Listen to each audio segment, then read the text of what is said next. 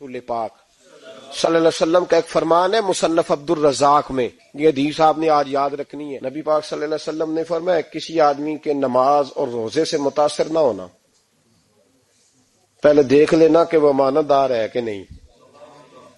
کسی کے نماز روزے سے متاثر نہیں ہونا، پہلے دیکھ لینا کہ دیانت دار ہے کہ دیکھنا لوگوں کی جیبوں پہ کتنی نظریں ڈالتا ہے۔ فرمایا بہت سارے نماز روزے والے دھوکے بازی کرتے ہیں، دیانتی نہ کریں، اپنے عہدے کا پاس رکھیں، اپنے منصب کا خیال رکھیں۔ عہدے جس جگہ آپ موجود ہیں آپ کی ذمہ داری ہے۔ میرے رسول پاک صلی اللہ علیہ وسلم نے فرمایا ہر بندہ تم میں سے نگران ہے، اور جو اس کی رعایا ہے اس کے بارے میں اس نے جواب دینا ہے۔ کبھی بھی بددیانتی نہ کریں۔ ہم لوگوں کا پہلے اعتماد حاصل کرتے ہیں، پھر اس اعتماد کو ٹھیس پہنچاتے ہیں۔ اس کا نقصان پتہ کیا ہوتا ہے؟ دنیا میں سب سے کمزور شخص وہ ہوتا ہے جس پر کوئی اعتبار نہیں کرتا۔ جس کا اعتماد ضائع ہو جائے وہ آدمی بکھر جاتا ہے۔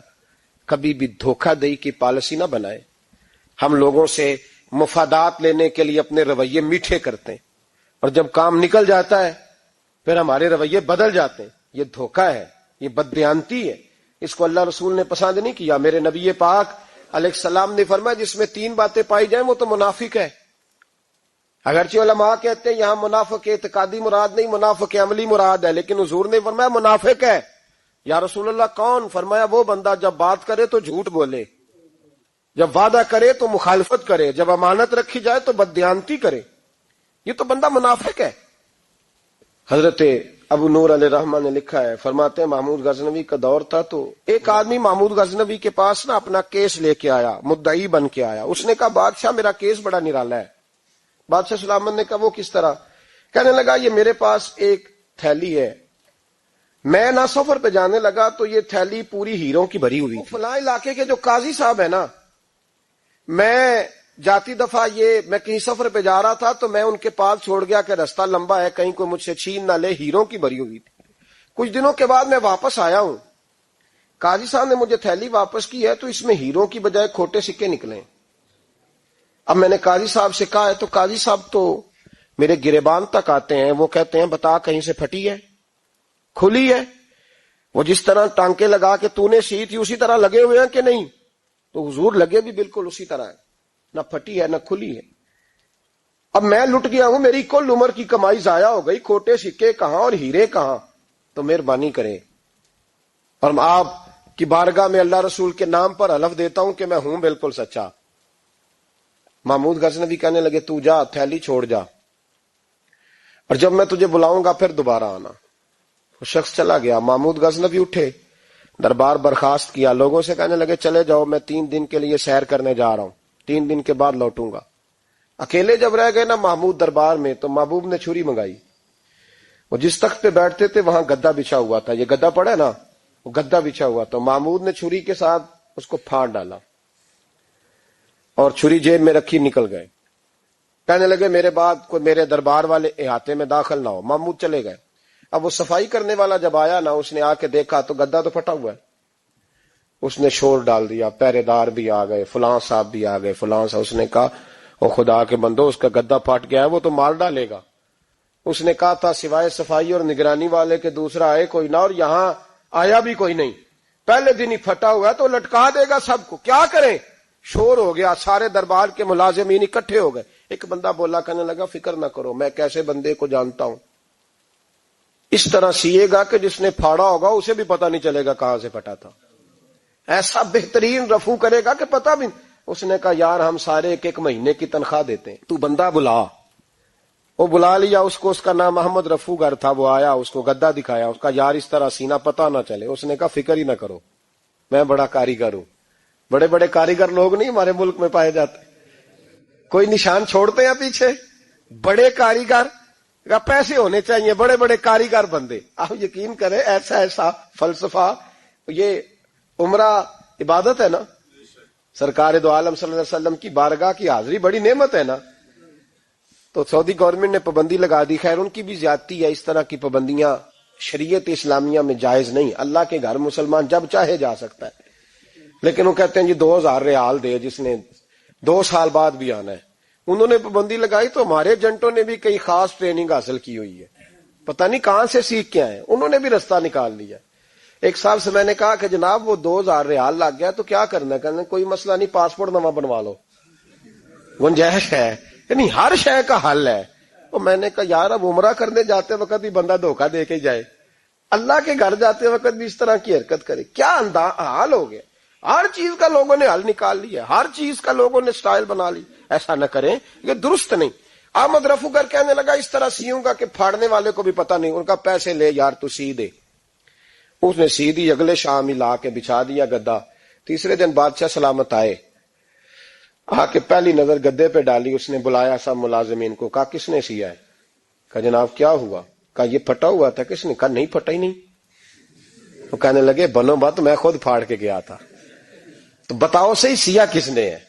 کہا جناب آپ پھاڑ کے گئے تھے تو بتایا کیوں نہیں؟ فرمانے لگے اسی لیے تو بتایا نہیں تھا کہ تم خود تحقیق کر لو، بلاؤ بتاؤ سیا کس نے۔ تو بلا لیا، احمد رفوگر آ گیا، اس کو جب بلا کے سامنے بادشاہ کھڑا کیا، کہا بھائی تو نے سیا ہے؟ کہنے لگا حضور آپ کے سارے ملازم اکٹھے ہو کے آئے تھے، میری غلطی کوئی نہیں۔ کہا نہیں یار تو بڑا کاریگر ہے، میں نے اپنے ہاتھ سے پھاڑا تھا پر مجھے بھی نہیں پتا چل رہا کہاں سے پھٹا تھا۔ اچھا یہ بتا یہ تھیلی جو ہے یہ بھی تو نے سی تھی؟ اس نے کہا جی آپ کے خادم کا ہی کارنامہ ہے، وہ فلانے علاقے کے قاضی صاحب آئے تھے، اس میں سے ہیرے نکال کے تو کھوٹے سکے بھرے تھے، تو مجھے بھی تھوڑا سا حصہ ملا تھا۔ محمود نے سارے گواہ بھی اکٹھے کر لیے، ثبوت بھی اکٹھے کر لیے، پھر قاضی کو بلایا، پہلے سارے ثبوت اور گواہ کیس حل کر لیا۔ پھر ہمارے ہاں یہ حال ہوتا ہے کہ مدعی 2-3 ہفتے کے بعد خود ہی ہاتھ باندھ جاتا ہے، کہنا تسی میری جان چھڈو، مجرم پھڑو پاوے نہ پڑھو۔ وہ کہتا ہے مجھے معافی دو، میں رہا۔ ظلم ہے نا، ظلم زیادتی ہے کہ جو بیچارہ اتنے سوال مجرم سے نہیں ہوتے جتنے مدعی سے ہوتے ہیں، آپ یقین کریں اتنے سوالات ہوتے، بیچارہ ہف جاتا ہے۔ یہ طریقہ درست تو نہیں، ایک لٹ گیا اور دوسرا طرح طرح کے سوالوں کے جواب دیتا پھرے بیچارہ۔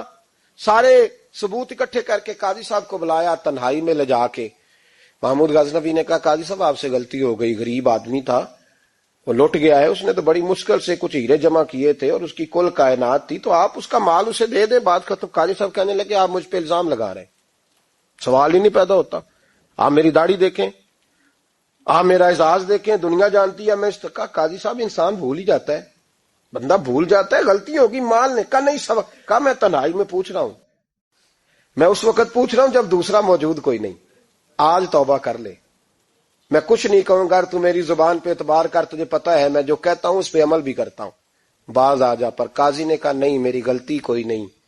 محمود نے پھر بڑے دربار میں بلا لیا، مجمع عام میں، مہلت کے دنوں میں جو توبہ کر لے وہ بچ جاتے ہیں، لیکن لوگ رسوائیوں کے دنوں میں پھر واپس لوٹتے ہیں اگلا گھر دیکھ کے، پھر حالات اور طرح کے ہو چکے ہوتے ہیں۔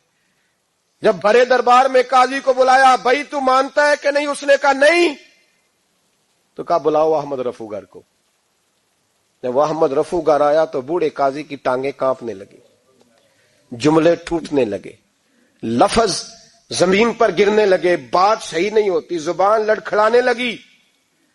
محمود کہنے لگے قاضی میں نے تجھے کہا تھا وہاں مان جا بات، اب بڑے دربار میں بول۔ تو جب قاضی صاحب کی گردن خود بخود جھک گئی تو دنیا سمجھ گئی، کہا نکل جا میرے دربار سے۔ محمود بولے نکل جا، اتنی تجھے عزت دی، اتنی بڑی تنخواہ دی، قاضی بنایا، اور یہ چھوٹی سی رقم کے لیے، تھوڑی سی رقم کے لیے تو بددیانت ہوگا، چل چلا جا، نکل۔ قاضی دربار سے نکلا تو لوگ لعنتیں برسانے لگے۔ کل جو دکانیں چھوڑ کے سلوٹ کرنے آتے تھے وہ کہنے لگے اس کی عمر دیکھو، اس کے کام دیکھو، دیکھو اس نے کیا کیا۔ گھر گیا، بچے جن کے لیے پاپ کمایا تھا، جنہاں لی تو پاپ کمائے ہن کتھے نہیں ہو تیرے کر دے۔ وہ بچے کہنے لگے ابا جی ہم تو سکول مدرسہ جانے کے قابل نہیں رہے، امید تھی کہ بیوی ساتھ دے گی۔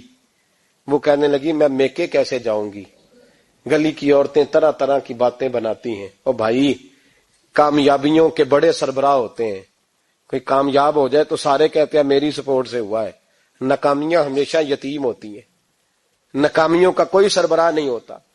جب تک تو قاضی تھا تو بڑے بات تھی، ہر بندہ کہتا تھا رشتہ دار ہے، رسوائی ہو گئی تو وہ تیری آنکھ ہو یا سنگ ملامت کی چبھن، کون پہنچا ہے میرے درد کی گہرائی تک، دور شہرت میں تو یاروں نے کیا یاد بہت، ساتھ آیا نہ کوئی کوچے رسوائی تک۔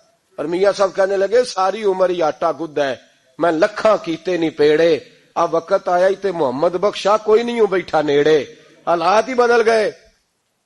قاضی خاموشی سے اندر چلا گیا، اپنی رسوائی سمیٹ کے بستر پہ لیٹا، نہ روٹی کی بھوک لگی، نہ پانی کی پیاس لگی، نہ نیند آئی، ساری رات تڑپتا رہا۔ سویرے گھر والوں نے دروازہ کھولا تو روح پرواز کر گئی تھی، دنیا چھوڑ گیا۔ حضرت ابو النور علیہ رحمہ بولے، فرمانے لگے یاد رکھو کبھی بددیانتی نہ کرنا، کبھی۔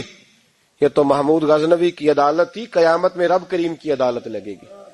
اور فرمایا وہاں تو گواہی دینے والا احمد رفو گر تھا، قیامت میں تو تمہارے اپنے ہاتھ پیر گواہیاں دیں گے، ہمارا اپنا وجود گواہی دے گا۔ اور فرمایا یہاں تو لانتے دنیا دار برساتے تھے، وہاں فرشتے ہوں گے۔ اور قاضی کو تو موت آ گئی تھی، قیامت میں تو دوبارہ موت بھی کوئی نہیں آئے گی، وہاں تو رہنا ہے اور سہنا ہے۔ اتنی بددیانتی معاشرے میں، اتنی بددیانتی ہر جگہ۔ اس معاشرے کا بھی کچھ بنے گا جہاں دوائی بھی خالص نہ ملے، جہاں دوائی میں بھی بددیانتی ہو۔